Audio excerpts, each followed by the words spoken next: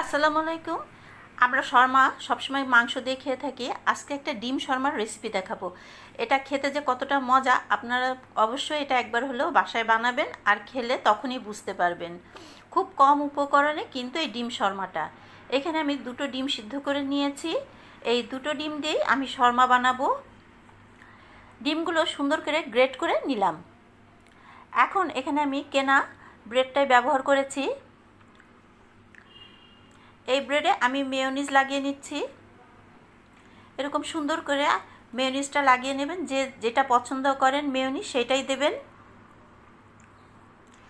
এই ডিম শর্মাটা খেতে কিন্তু খুবই মজা লাগে। আমি রিকোয়েস্ট করব একবার হলেও কিন্তু এই ডিম শর্মাটা আপনারা খাবেন, সবাই কিন্তু খুবই পছন্দ করবে। আমি আরেকটু মেয়োনিজ লাগিয়ে নিই।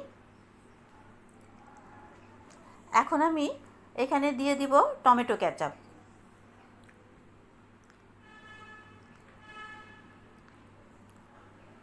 দিয়ে দিলাম টমেটো কেচাপ।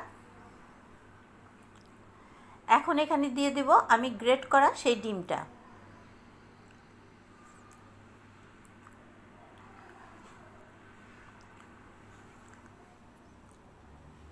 গ্রেট করা ডিম দিয়ে দিলাম।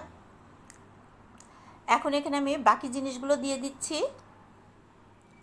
আপনারা আপনাদের পছন্দ মতো দিয়ে নেবেন। আমি দিয়ে দিলাম একটু টমেটো, একটু শসাও দিতে পারেন।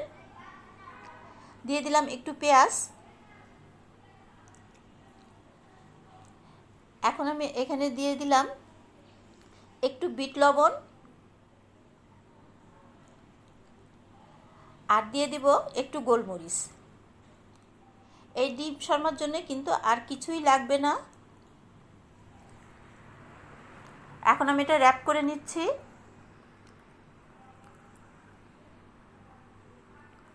সুন্দর করে র্যাপ করে নিলাম। এখন আমি এটা তাওয়াতে একটু ওলটপালট করে 1-2 মিনিট ছেঁকে নেব। ব্যাস, আমার ডিম শর্মা রেডি।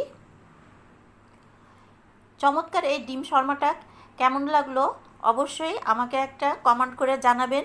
রেসিপিটা ভালো লাগলে একটা লাইক, একটা কমেন্ট করে দেবেন।